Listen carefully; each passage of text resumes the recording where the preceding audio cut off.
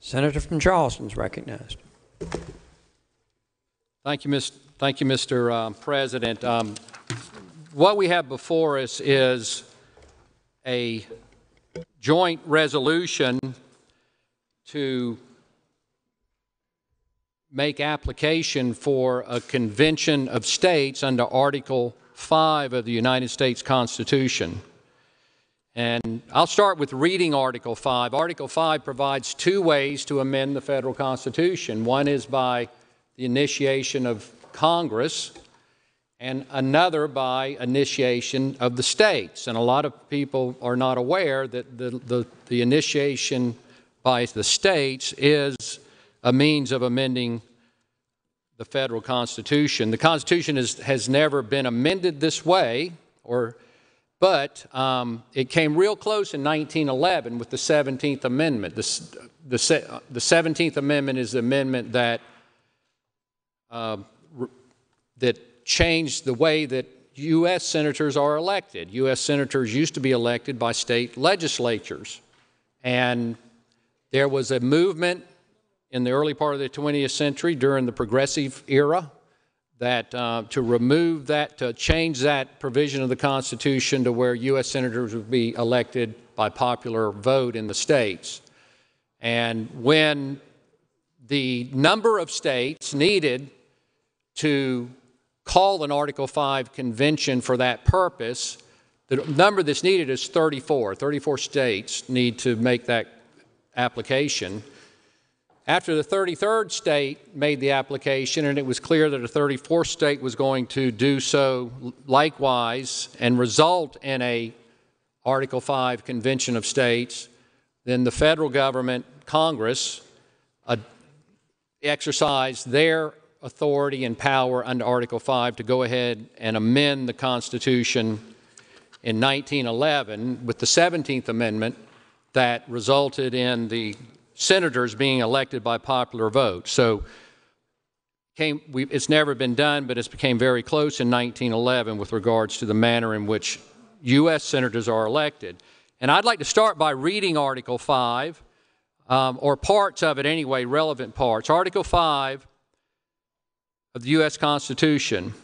The Congress, whenever two-thirds of both houses shall deem it necessary, shall propose amendments to this Constitution, or on the application of the legislatures of two-thirds of the several states, shall call a convention for proposing amendments, which in either case shall be valid to all intents and purposes as part of the Constitution when ratified by the legislatures of three-fourths of the several states. So for a Article 5 convention to be called, there must be 34 states, or two-thirds or 34 states, make application on the same subject matter, and for whatever they come up with at their convention to be ratified by the states requires a three-fourths, a very strong supermajority vote of three-fourths of the states to ratify it. And why did the framers put this in the Constitution? Well, I think perhaps the best quote that I've seen on this was from Samuel Jones of New York at the ratifying convention for the state of New York. When the original Constitution was ratified, it was ratified by the states, not by the General Assembly, but by conventions that were ad hoc conventions created for the purpose of ratifying the U.S. Constitution, and after that was done, they disbanded. And so there's a very interesting book I would encourage all of you to read that the senator from Edgefield sent it to me years ago after we adjourned, and I read it, and it's very, very enlightening, and that is a book by Pauline Meyer entitled Ratification. And it's about the ratification debate that occurred in the states as they debated whether they were going to ratify the U.S. Constitution as proposed by the Constitutional Convention. Very interesting because you see how engaged the states were, how concerned they were about concentrated political power. They just defeated the greatest power on earth that had ruled the seas and therefore ruled the earth virtually for many, many years.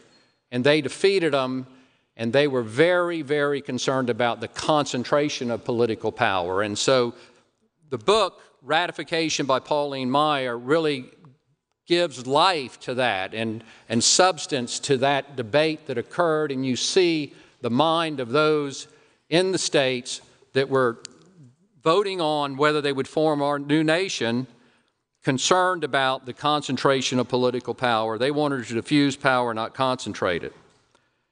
And Samuel Jones, in the New York Ratifying Convention, put it this way: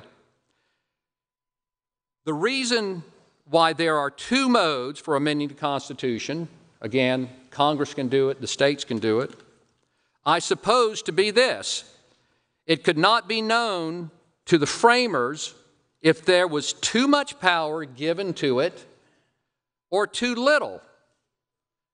They therefore prescribed a mode by which Congress might secure more if in the operation of the government it was found necessary, and prescribed for the states a mode of restraining the federal government if upon trial and error and experience it may be found necessary.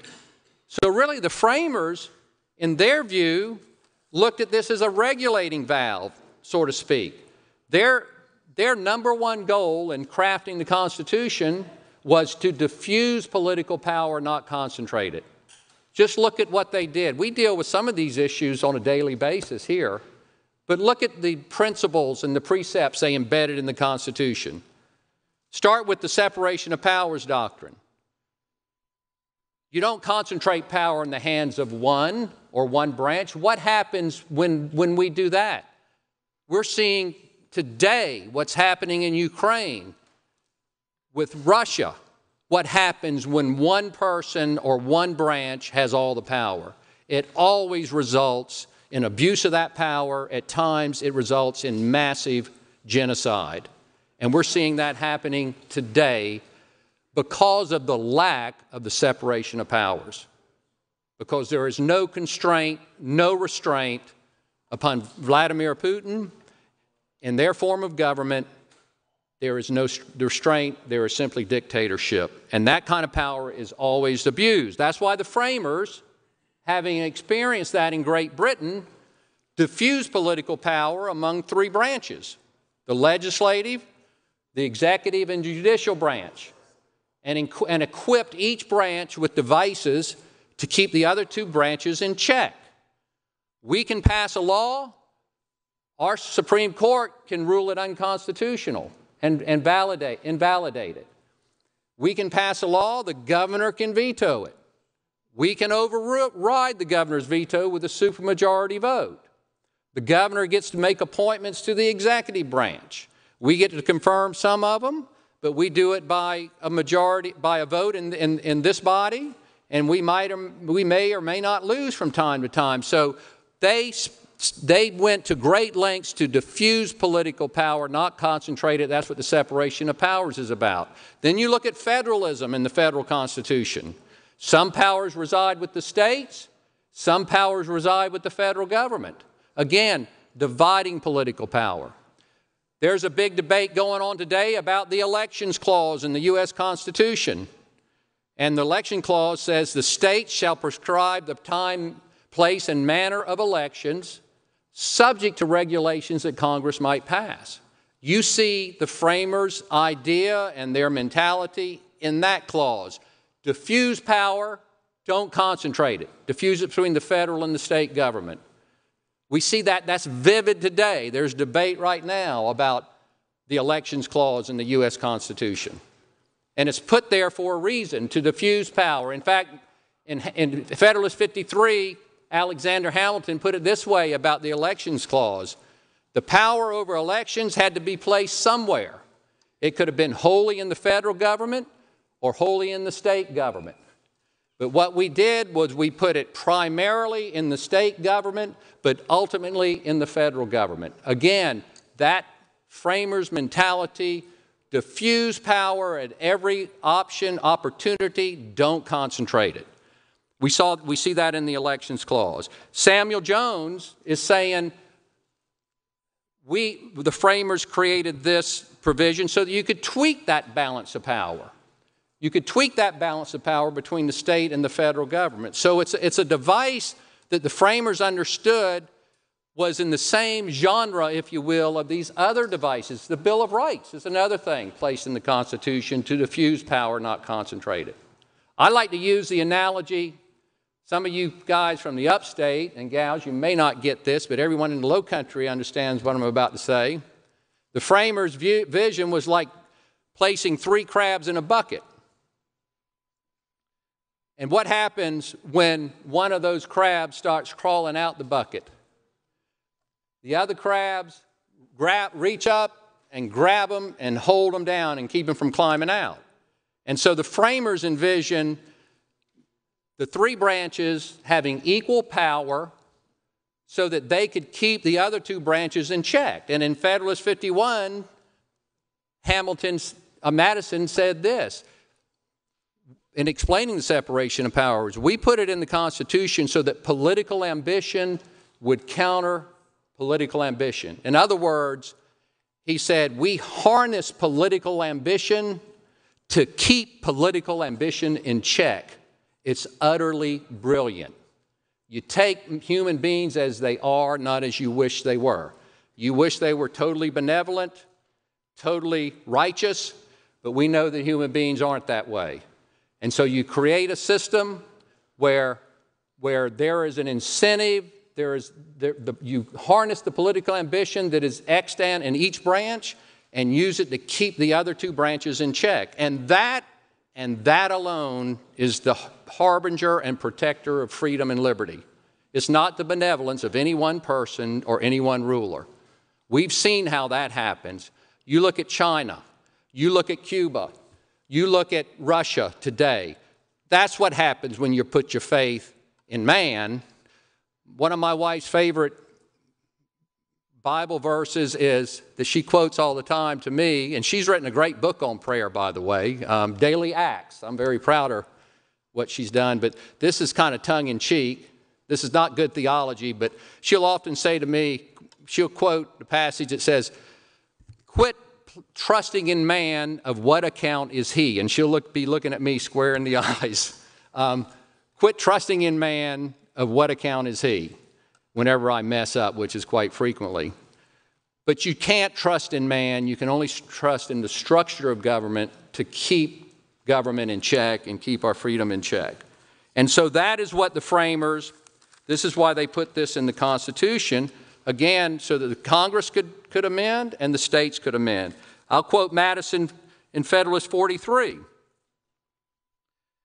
He said, the Constitution equally enables the general, or the federal government is what he was referring to, and the state governments to originate the amendment of errors as they may be pointed out by experience on one side or the other. And so I know some people say, you should never do this. You should never have an Article 5 convention.